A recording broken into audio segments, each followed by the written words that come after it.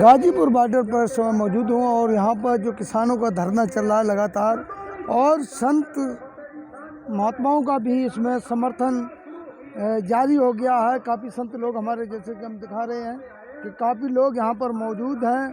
और आइए इनसे चर्चा करते हैं, बात करते हैं कि आखिर में इनको क्या ज़रूरत पड़ी किसानों के समर्थन में आने की।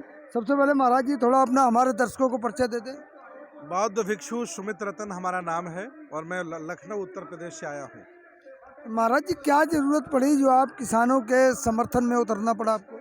हम लोगों को किसानों की दुर्दशा देखी नहीं गई तो हम लोगों ने मठ मंदिरों को छोड़ दिया है और किसानों के साथ आ गए हैं, क्योंकि किसानों पर बहुत जुर्म किया है सरकार ने। ठंड में ठंडा पानी बरसाया, आंसू गैस के गोले छोड़े, बहुत लाठियां चलाईं, तो हमको बहुत बुरा लगा। मेरे देश में ऐसा कभी नहीं हुआ कि अन्नदाता सताया जाए, मारा जाए, पीटा जाए, तो हमारा हृदय पीड़ा से भर गया और मैं किसानों के बीच आ गया। सरकार तो हमेशा देश हित की चर्चा करती है, टेलीविजनों पर आकर देश हित की ये तमाम चर्चाएं होती हैं, तो आप कह रहे हो कि देश में जो है किसान इस तरह से हो रहे हैं, इसके बारे में क्या कहेंगे?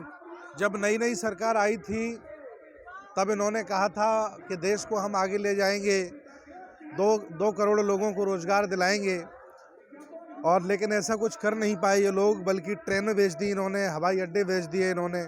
अब ये अडानी अंबानी के हाथों देश भारत के किसानों को बेचना चाहते हैं, जो बिल्कुल सरासर गलत है। इसका हम विरोध करते हैं, इसलिए हम यहाँ पर आए हैं। चौवन किसान भाई हमारे बीच से जुदा हो चुके हैं, और इस आंदोलन के दौरान उनके लिए आप क्या कहेंगे? मैं इसके लिए ये कहूँगा कि जो शहादत हुई है, जो हमारे किसान भाई शहीद हुए हैं, इसके लिए ये सरकार, नरेंद्र मोदी जी की सरकार जिम्मेदार है। और मैं उनके परिवार वालों से कहता हूं कि वो FIR दर्ज कराएं नामजद नरेंद्र मोदी जी के, ताकि जब इनके खिलाफ FIR दर्ज होगी तो केस चलेगा, और जब ये प्रधानमंत्री नहीं रहेंगे तो उनको जेल की हवा खानी पड़ेगी, और फिर ये अपने गुरु आसाराम जी के साथ जेल में रहेंगे तो अच्छा रहेगा। क्या सरकार की संवेदना नहीं बनती थी महाराज की इन चौवन किसानों के लिए कुछ बोले? सरकार की पूरी जिम्मेदारी है, सरकार किसानों के वोट से बनी है, लेकिन जब सरकार रईसों के हाथों बिक गई है, उनकी आंखों का पानी मर गया, तो उसके लिए हम क्या कह सकते हैं। आप इस आंदोलन में कब तक रहेंगे?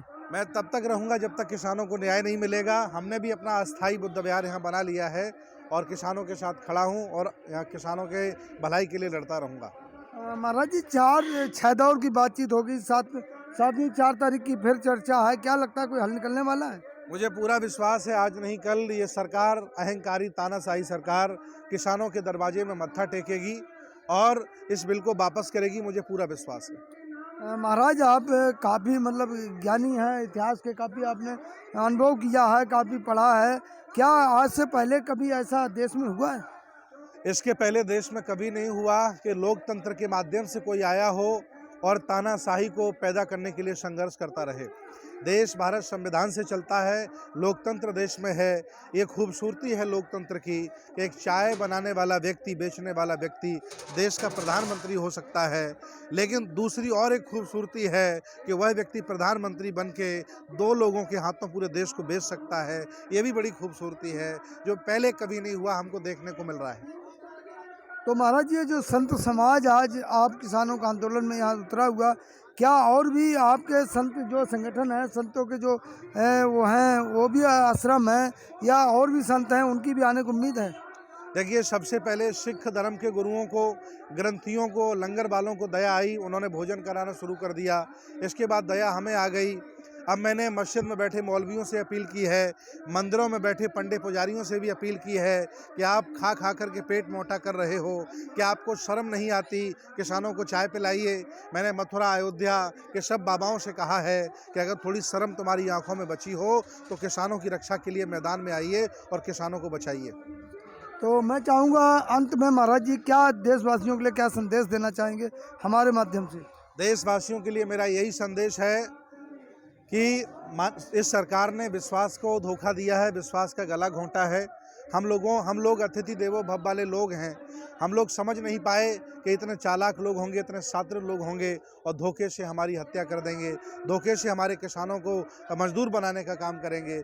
मैं अपील करता हूं कि अगले चुनाव में अगले दौरों में ऐसे चालबाज, कलाबाज और झूठे लोगों से बच के रहिए ताकि लोकतंत्र बचा रहे और विश्वास की हत्या ना हो। यही मेरी सब लोगों से विनती है। तो साथियों, देखा किस तरह से संतों का पूरा हुजूम यहाँ पर एकत्रित है। मैं चाहूँगा सभी को दिखाया जाए किस तरह से यहाँ पर इतनी बड़ी संख्या में लोग हैं और इनका महाराज जी का कहना है कि तमाम किसानों के साथ जो अन्याय हो रहा है उसके लिए हम तब तक डटे रहेंगे जब तक इनको कोई ठोस न्याय नहीं मिल जाता, सरकार अपने कानून वापस नहीं ले लेती है और किसानों के साथ न्याय ना हो।